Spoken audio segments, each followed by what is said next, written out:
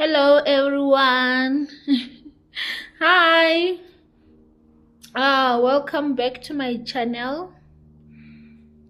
For the returning subscribers, thank you so much for coming back.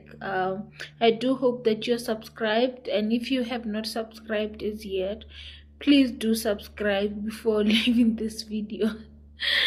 And for my if you're new to this channel and you're watching this or one of my videos for the first time, welcome back to my channel. Welcome to my channel because you're new. You can't be welcome back if you're watching this for the first time. I am Matsobane Mogolo, and this channel is about finance, careers, and lifestyle. I do hope that you like it here and you subscribe and you stick around, because I will be releasing more content about careers, CIMA studies, and lifestyle, basically. So this is part 2 of the case study preparation, I would say, series. Hopefully this video won't be as long as the other one, part 1, but it might be, so no promises. But the important thing is that you get the information and you consume the information, and you're more than ready for your case study exam. So in this part 2, I will be sharing with you guys how you can analyze your case study exam. How you can analyze your pre-scene, and also how you should use it and how you should not use it. And then also we'll just also touch on the exam technique, on what to do when you get into the exam, how to pass, and all those kind of things. So the first thing that you're gonna start with is the how to analyze your pre-scene. So you've received your pre-scene. First thing you do is you read through the pre-scene from the beginning to the end. Make sure that you consume. For a moment I thought I was not recording. Make sure that you consume whatever that you're reading. You understand, okay, these are the board of directors, these are the responsibilities of each director if they're mentioned there, and the CFO. This company has an audit committee or does not have an audit committee. It only has an risk committee, all those kind of things. And is the company listed or not listed? Just take in all those things. What are the issues that the company is facing?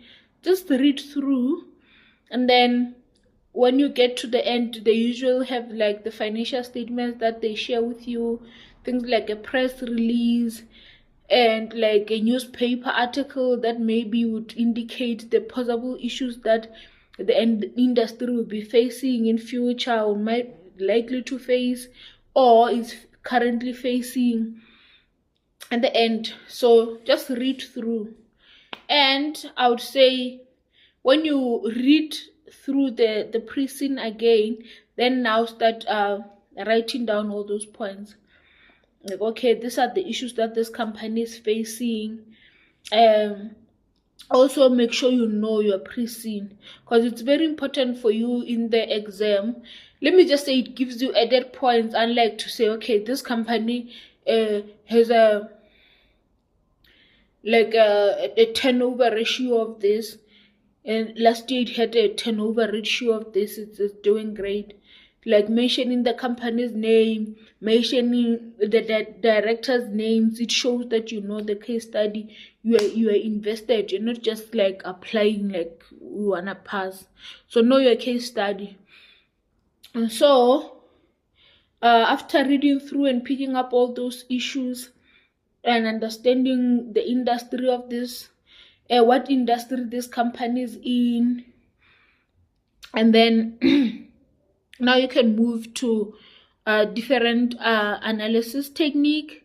We do have financial analysis. So since you have like a financial statement there, you can start doing your ratios to see how this company is doing this year versus last year. They usually give you like let's say now it's 2024, then you'll have figures for financial year, the F23, then you'll also have F22, so you can start doing your ratios there and see how the company is doing this year versus last year. And that will also help you to pick up some of the issues to say, okay, this company had a revenue of 3 million last year. This year it has a revenue of 2.5 million. What's happening? What are the issues that they could be facing? It looks like they have more debts this year, like their creditors, and less cash, like your operating ratios, all those kind of things as part of your financial analysis. Do your financial analysis ratios, and also the risks that this company is facing or the threats. Do your pastel analysis, do your SWOT analysis to see, okay, what is this company's strength, what is this company's weaknesses, the threat, the opportunities, and let's say that now when you read at the end of that question paper of what's happening, there's like threats that this company faces. How would you start thinking of how would you deal with that in an exam? Those kind of things. Just like start thinking of the issues that the company is facing. How would you deal with it? Start thinking around that, but don't try and like predict what they're likely to ask. For example, what are they likely to ask? What can I say? Start writing things down. Luckily with CIMA exams, you go in the exam with nothing. So even if you write something down, what are you gonna do? Put it in your pocket, and when you get there, take it out and start reading through it. I mean, you'll be monitored via cameras, and there'll be invigilators, so you can't do that. So just start thinking around that. So those will be the analysis that you do. You identify the problems that the company has, do your financial analysis, use different analysis techniques like SWOT analysis, pastel analysis, those kind of things. And yeah, that's how you would analyze your case study exam, and then start thinking about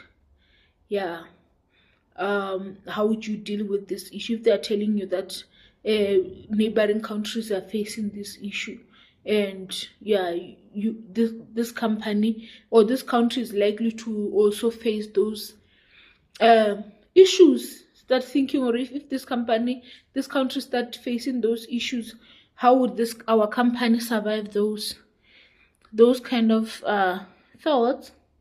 I think in terms of analyzing the case study, I've covered everything. So the good thing is that if you are preparing for your case study exam with a tuition provider, they will analyze the case study with you. I actually have something here. I'm not sure I want to show it because it might just show. I'll just cover the name. So they'll probably send you something like this. You'll probably get something like this either online or hard copy. That it will already have an analysis of like issues that the company is facing. They will do like those things for you, like the analysis, the financial analysis, SWOT, and your pastel and threads, everything that you need to know. You can do that they will do that for you. And also, if you take advantage of that CIMA preparation case study class, the person will be doing this kind of things with you, identifying the risks that the company is facing, the threats, the opportunities, all those kind of things. Another thing that you can also do is, like, now that you know the industry, do your industry research. see what's happening in that industry. Like, okay, maybe there's currently this kind of issues which they may come into an exam, and you start thinking about what if this company faces those kind of issues that is currently happening in real life in this industry. How would you advise the company to deal with those kind of things? Yeah, so also another thing you can do, don't bombard yourself with a lot of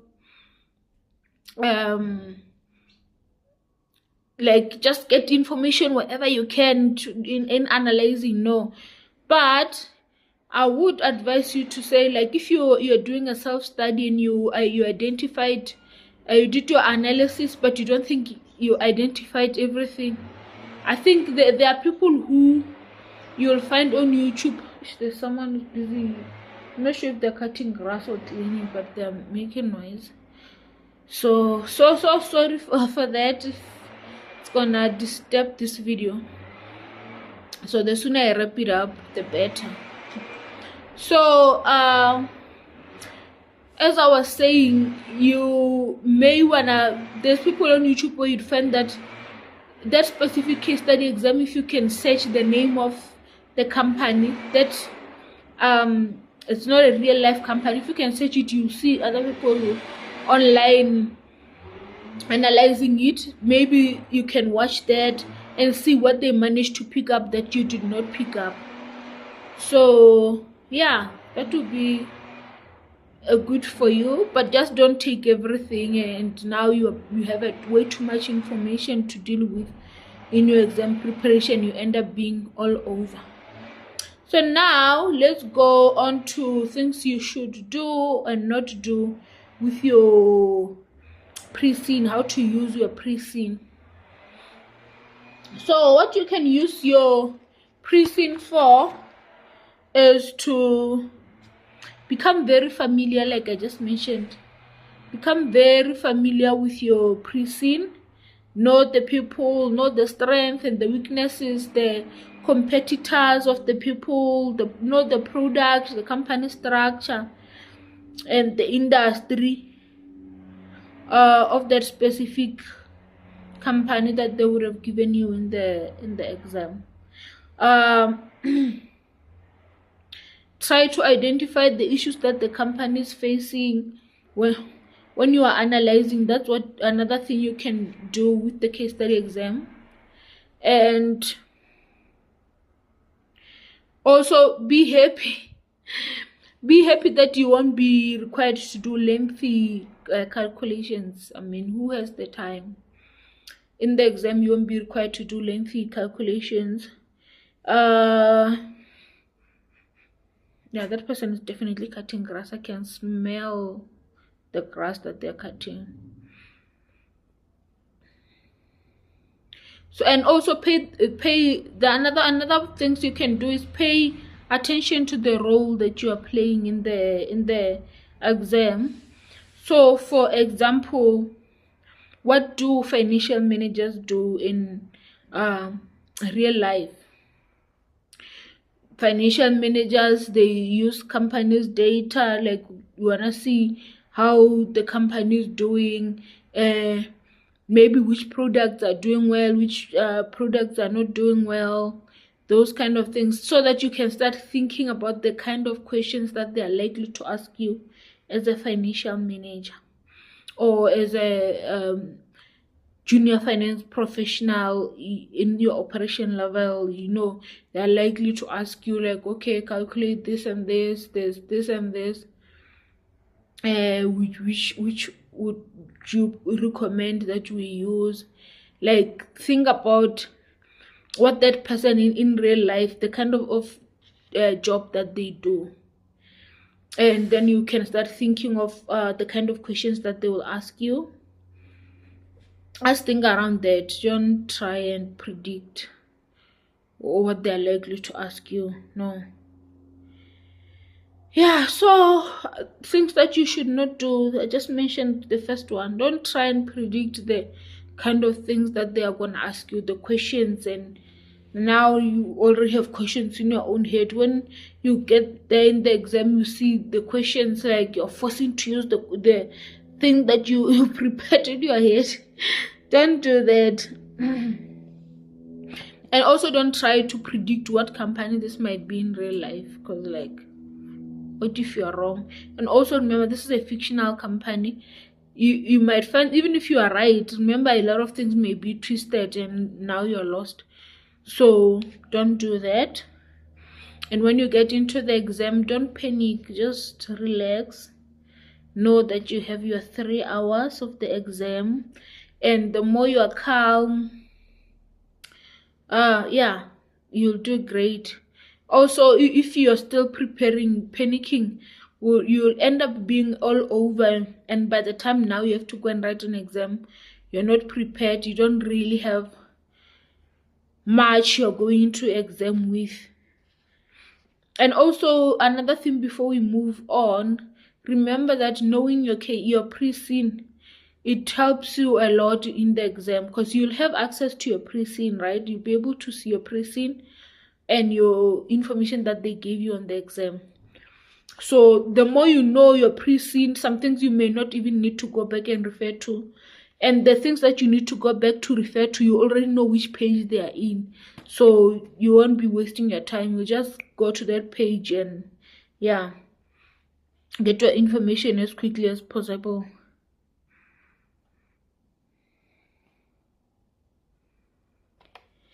Okay, I think now we're gonna move to the exam technique. Let's move to the exam technique. With the exam technique, I would say the first thing is, yeah, be calm when you get there in the exam. Don't try and stress like, oh, what am I gonna see? Blah blah blah. And also remember that the case study exam, like back in the day, used to be able to go back. Like if you can see that question, the first question is too challenging, you can go to the second one, write the second one, and then go until the last one, and then come back to the first one. But these days you have to attempt this, and then once you move to the next one, there's no going back. Sorry, there's no going back. So time management is very, very important. Be calm and know how to manage your time. So in the management and the operational level case study exams, I think you find that each question, it's like there's a lot of like smaller questions. Maybe each question you get like 45 minutes. But in the strategic case study exam, you'd find that you have a question that has like, let's say 3 parts or 2 parts that you need to answer, and you have 60 minutes. So you can start planning around that to say, okay, this first section looks like it's gonna consume a lot of time. The second one, not a lot of time, but not too little. And then the last one, you don't need a lot of time. So start apportioning your time. Maybe give the first question 30 minutes, the second one 20 minutes, the last one 10 minutes. So planning your time around that. Or you can even maybe have like 5 minutes for planning purposes, and the remainder of 55 minutes, then like try to apportion it according to the sections. So another thing also you can do now is like plan your answers. So I would say it's very important to have like those headings. Make sure that the way you are writing, it's like easy to read. Someone is easy to pick up, like, okay, this section is about this section is about this section is about this. So let's say in the first section you are advising the management on the products, like which product should they let go, which product they should not let go. And the second one is like, should the product that is chosen also be sold in the new market. And then the third one, it's like yeah, something, but like something so short. So have those 3 headings and sections. Maybe have like an A. Obviously you start by greeting. Remember, you have to be professional, using a professional language, and remember your audience as well. If it's a lot of directors in the company of different functions, you know certain terms you'll probably need to explain. So then you can have one heading, and then if you have like 2 terms that you think you need to explain, you can, after greeting, then when you go to the body, then your body will have 3 sections. And then first section, then have definitions that you need to explain under that section. And then after that, get into details of discussing what they said that they want you to discuss. If you are choosing between 2 products, like I said, then start saying, okay, this product is doing like this one is doing like, here's the pros of this product. This product has reached like it's no longer growing, and this other one is still in the early stages of the life cycle, so it's doing great, so let's keep it. All those kind of arguments. And at the end of each subsections, because you'll have 3 subsections, make sure you also have your conclusion. Then move to the second subsection that you'd have. If you need to explain certain terms, explain them. Get into what has been asked now, and then have your little conclusion, and then the last part also. And then at the end of the report that you are writing, you have like a conclusion that is a conclusion for like all those topics at the end. So that is how you can plan your answer, like by having those headings, and you're gonna have discussions under each subheading. What is another thing that you can do? So make sure I don't forget anything. Oh, what did I do now?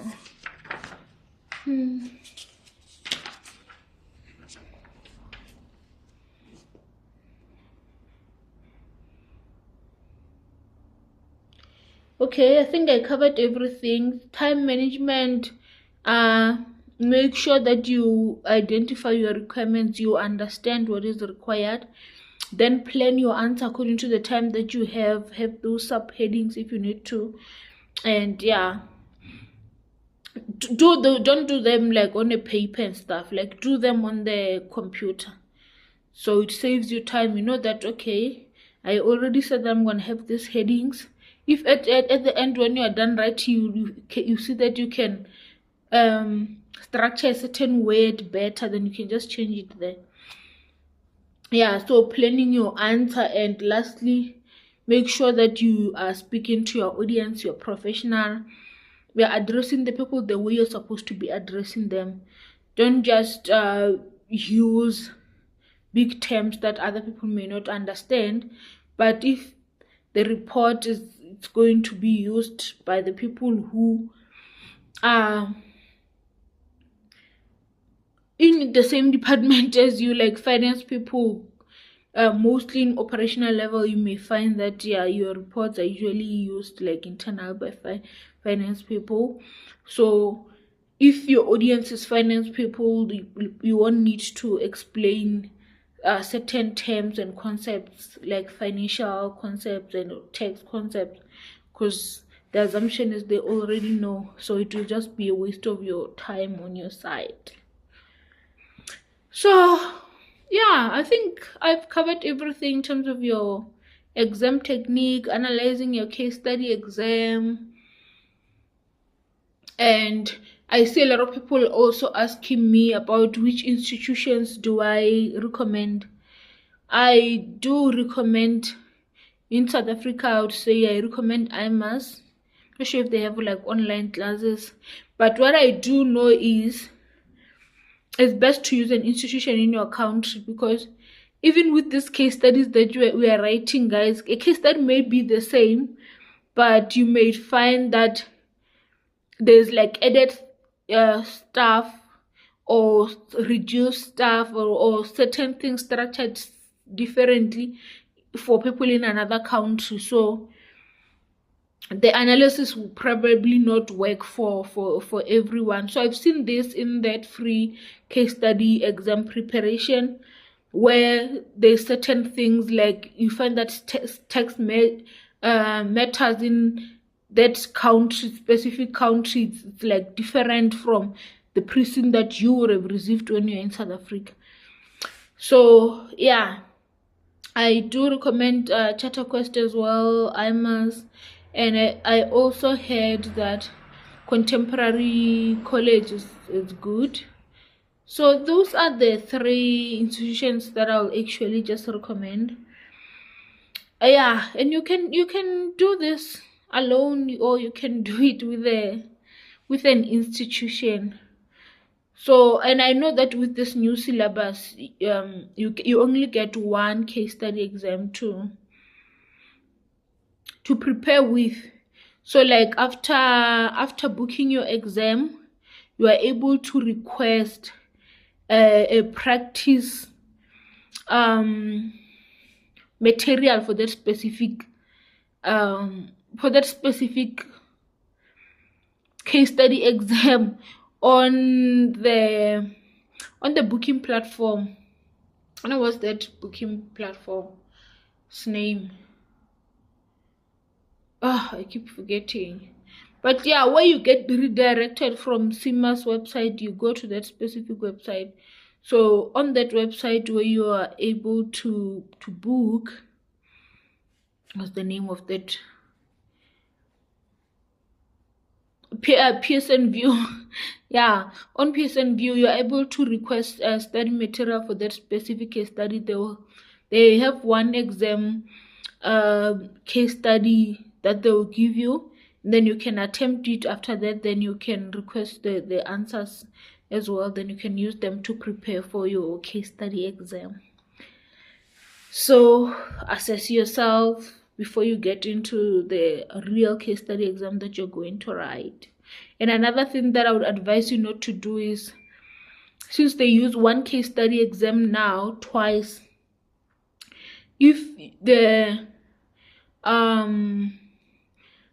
January, let's say the February case study exam is also used in May, and then you wrote in May, don't like make an assumption that they'll ask those questions that they were asked in February. Remember, even in February when you are writing, chances that you and your friend or someone you know will write the same case study exam is very low, because they usually have like 4 versions of the exam, and they're not lazy. Don't think they'll bring 1 version back in May. So don't try and do that. Just like prepare like you're preparing for the first time. If you failed the first time, at least you'll know the pre-scene now. And yeah, focus on what you think you've done wrong, or if you know what you've done wrong in the first paper that you wrote. So thank you so much, guys. I do hope that you found this all to be helpful. If you have a lot of questions to ask, put them in the comment section. If I see a lot of people, let's say one person ask a question and you also would like to know, and if you like, you can just like that person's comment. And if I can see that a lot of people liked a specific comment, then yeah, and also you need like a thorough explanation of that specific topic, I'll probably do like a video where I'm addressing those and getting into more details with you guys on how you can tackle that specific issue or understand it better. So thank you, guys. I'm so glad that I did this. Yeah, I was so worried because I know I promised to release the this case study preparation videos before the end of this month for the people who will be writing in August. And when I had a flu and like, oh, I'm so down, I was worried that I won't be able to do this on time. So thank you guys for watching. Please do remember to like, comment, and subscribe. Recommend my channel to the people who find it useful. And Yeah, and also I posted like an articles trainee kind of CIMA opportunity on my community post. So if you have not seen it as yet, hopefully it has not expired already. That's another company that is not there on the companies that offers CIMA articles in South Africa. So note that if you're gonna be applying next year, remember that that company will be part of, yeah, those companies. Maybe I'll do a revised video adding other companies that I found out about after I already released that video, maybe towards the end of the year or early next year. So thank you guys, and see you on the next video. Bye.